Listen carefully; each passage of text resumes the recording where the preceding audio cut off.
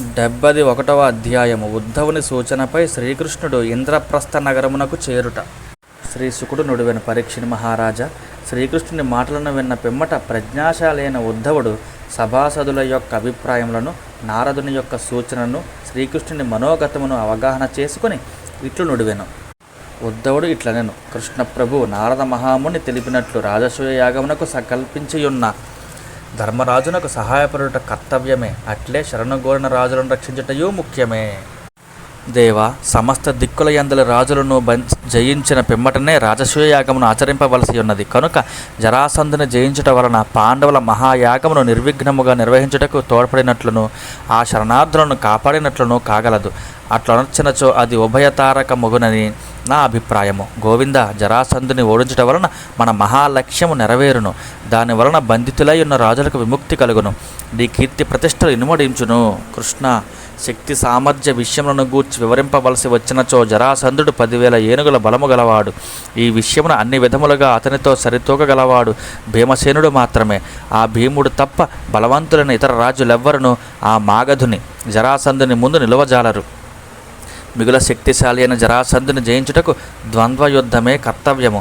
అంతేగాని 100 కొలది అక్షౌహిణుల సైన్యములతో వెళ్ళినను అతనిని గెలుచుట అసాధ్యము. అతడు మిగుల బ్రాహ్మణ భక్తి గలవాడు. బ్రాహ్మణులు దేనిని అభ్యర్థించినను అతడు వారి ప్రార్థనను ఎన్నడనూ త్రోసిపుచ్చడు. పురుషోత్తమ, అందువలన భీముడు బ్రాహ్మణ వేషమును ధరించి అతనిని యుద్ధమును అభ్యర్థింపవలను. నీ సన్నిధిలో భీముడు జరాసంధునితో ద్వంద్వయుద్ధమునకు దిగినచో అతడు వారిని తప్పక వధింపగలడు. ప్రభు, నీవు సర్వశక్తిమంతుడవు, సర్వేశ్వరుడవు. నీ రూపము అప్రాకృతమైనది. నీవు కాలస్వరూపుడవు. ఈ విశ్వము యొక్క సృష్టి లయములు నీ శక్తి వలననే కలుగుచున్నవి. సృష్టి విషయమున బ్రహ్మదేవుడు, సంహారమునందు శర్వుడు నిమిత్తమాత్రులే. అదేవిధముగా జరాసంధుని వధ నీ మహత్వము వలననే జరుగును. భీముడు కేవలము నిమిత్త మాత్రమే. పరమపురుష, నీవు రామావతారమున లోకకంటకుడైన రావణుని వధించి అతని చెర నుండి జానకీదేవిని రక్షించితివి. రావణుని వధతో తమ బాధలు తొలగిపోయినందులకు మరియు మొసలి బారి నుండి గజేంద్రుని కాపాడిన నీ లీలా విలాసమునకు మునులు నిన్ను కీర్తించరి. శంఖచూడిని హతమార్చి గోపికలను కాపాడినందులకు ఆ వ్రజభామినులను కంసుని చంపి దేవకి వసుదేవులకు విముక్తి కలిగించినందులకు మేమును నిన్ను ప్రస్తుతించుతిమి. అట్లే ఆ జరాసంధునిచే బంధితులైన రాజుల యొక్క పత్నులు తమ శత్రువు జరాసంధుడు వధింపబడినందులకును తమ ప్రాణేశ్వరులకు విముక్తి కలిగినందులకును పొంగిపోవచ్చు నీ నిర్మల యశో వైభవమును స్తుతించుచు తమ గృహముల యందు పారవశ్యముతో గానము చేసెదరు. కృష్ణప్రభు జరాసంధుడు వధింపబడుట వలన పెక్కు ప్రయోజనములు సిద్ధించును. బహుశా ఆ రాజుల అదృష్టము ఫలించుటచే గాని జరాసంధుని పాపము పడుట వలన గాని అతని వధ జరిగి తీరును. తత్ఫలితముగా ధర్మరాజు యొక్క రాజసూయ యాగము నిర్విఘ్నముగా నెరవేరును. అది నీకును అభిమతమే గదా. కావున నీవు ఇప్పుడు ఇంద్రప్రస్థమునకు వెళ్ళుటయే సముచితము.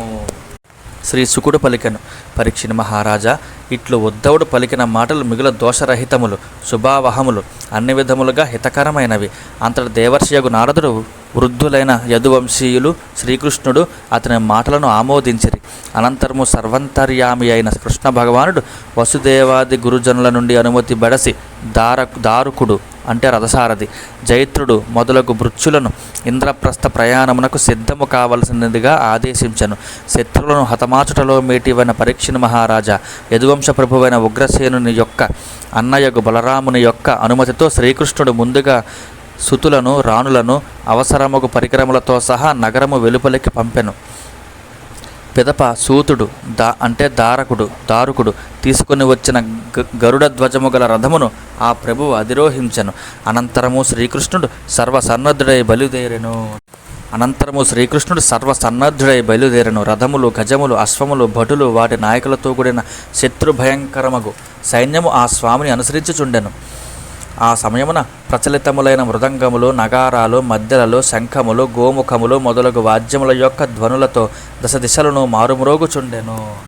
సాధ్వీమనులైన రుక్మిణి మొదలగు రాణులు మేలైన వస్త్రాభరణములతోనూ చందనాది అంగరాగముల తోడను పూలహారములతోనూ అలంకృతలై పదాతి దళములు అశ్వదళములు తమను అనుసరించుచుండగా బంగారు పల్లకీలపై తమ పతిదేవుడగు శ్రీకృష్ణుని వెంట పయనించుచుండిరి. ఆ ప్రయాణములో వారి సుతులను పాల్గొనుచుండిరి. ఖడ్గములను డాళ్లను చేబుని రక్షక భటులు వారిని అనుసరించుచుండిరి. పరిజనుల యొక్క పత్నులు వారాంగనలు దాసీలు చక్కగా అలంకరించుకొని వట్టివేళ్ల చాపలు గుడారముల పరికరములు కంబళ్ళు వస్త్రములు మొదలగు సామాగ్రులను కూలీల పైనను ఒంటెల పైనను ఎద్దుల మీదను దున్నపోతుల మీదను గాడిదల పైనను కంచర గాడిదల పైనను వేసి స్వయముగా పల్లకీలలోను బండ్లలోను ఆడు ఏనుగుల మీదను ఎక్కి బయలుదేరిరి. శ్రీకృష్ణుని బలములు రెపరెపలాడుచున్న పెద్ద పెద్ద పతాకములతోనూ ఛత్ర చామరములు శ్రేష్టములైన అస్త్రశస్త్రములు మేలైన వస్త్రాభరణములు కిరీటములు కవచములు మున్నగు వానితో ఒప్పుచు పగటి వేళ వాటిపై పడిన సూర్యకిరణముల కాంతులతో చెజరిల్లుచుండెను. అప్పుడు ఆ సేన మొసళ్లతోనూ ఎగిసిపడుచున్న అలలతోనూ కల్లోలితమైన సముద్రమును చేయుచుండెను. అప్పుడు నారద మహర్షి శ్రీకృష్ణునిచే పూజింపబడి ఆ ప్రభువు యొక్క నిశ్చయమునకు మిగుల ప్రసన్నుడాయను. భగవంతుని దర్శనము వలన ఆ మహాముని హృదయము ఇంద్రియములు పారవశ్యమును పొందెను. వీడ్కొలుపు సమయమున శ్రీకృష్ణుడు ఆ మహర్షికి దివ్యములైన వస్తువులతో పూజలు సలిపెను. దేవర్షి ఆ ప్రభువునకు మనస్సులోనే ప్రణమిల్లి ఆ స్వామి యొక్క దివ్య రూపమును హృదయమున నిలుపుకొని ఆకాశ మార్గమున వెళ్ళిపోయెను.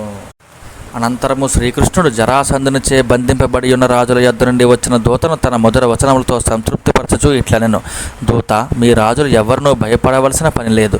వారికి శుభములు చేకూరును. నేను త్వరలోనే ఆ జరాసంధుని చంపించగలను.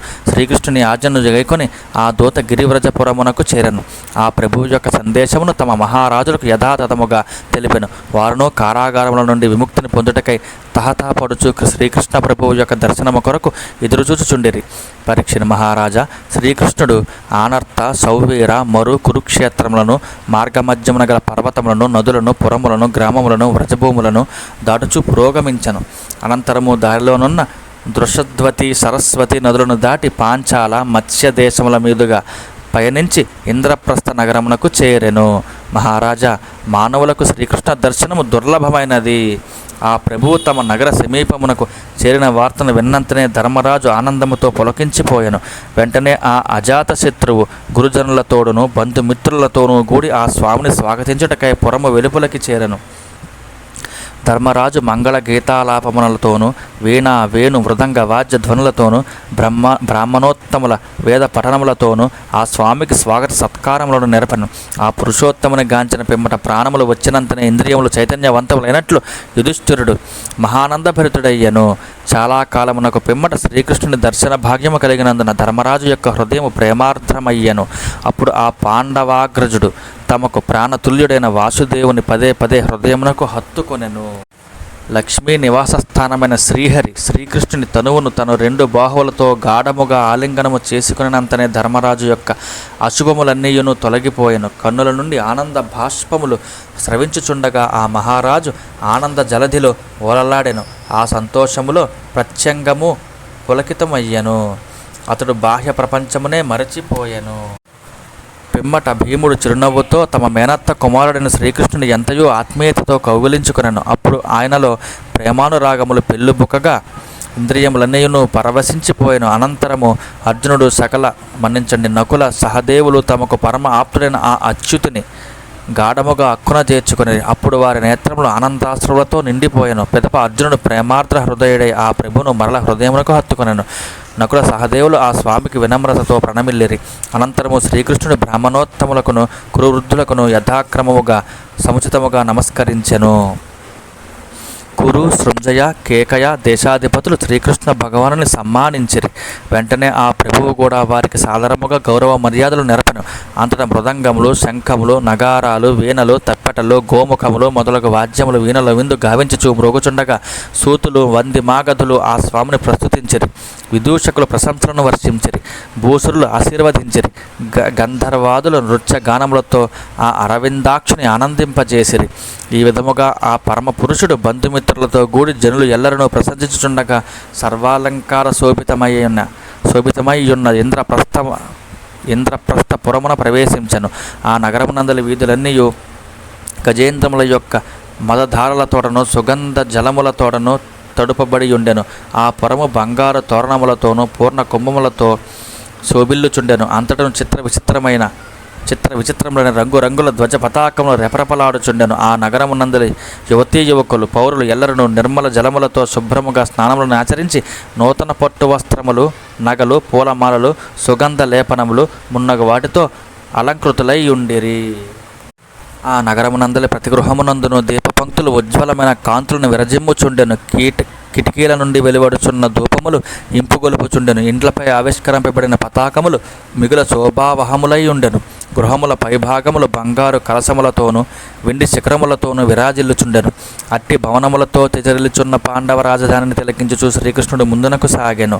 రూపలావణ్యములచే అత్యంత దర్శనీయుడైన శ్రీకృష్ణుడు రాజవీధి యందు ప్రవేశించినట్లు విని నగరమురందలి తరుణీమణులు ఆ పురుషోత్తముని దర్శించుటకై తమ గృహకృత్యములను అన్నింటినీ వదిలి తల్పమునందు గల భర్తలను వీడి త్వరగా విచ్చేసిరి. ఆ ప్రభువును జుచుటకై మిగుల ఉత్సాహముతో కదలివచ్చుచుండగా వారి కొప్పుల ముడులను, దుకూలముల నీవి బంధములను, కోకముడులను సడలిపోవచుండెను. ఆ రాజమార్గమునందు గుంపులుగా వచ్చుచున్న చతురంగ బలములతోనూ సతీమణులతోనూ గూడి ముందునకు సాగుచున్న శ్రీకృష్ణుని గాంచి ఆ నగర స్త్రీలు ఇండ్ల పైభాగములందు చేరి వారిపై పూలవాన కురిపించిరి. వారు ఆ ప్రభువును తమ మనస్సులలోని ఆలింగనము చేసుకుని తరహాసములతో కూడిన చూపులతో సుస్వాగతము పలికిరి. రాజవీధి యందు చంద్రునితో కూడి తలుగులీనుడి తరల వలె ఒప్పుచున్న శ్రీకృష్ణుని పత్నులను చూచి ఆ నగరమునందరి నారీమణులు తమలో తాము ఇట్లు అనుకొనసాగిరి. సకులారా, సౌభాగ్యవతులైన ఆ రాణుల పుణ్యమును ఏమని చెప్పవచ్చును?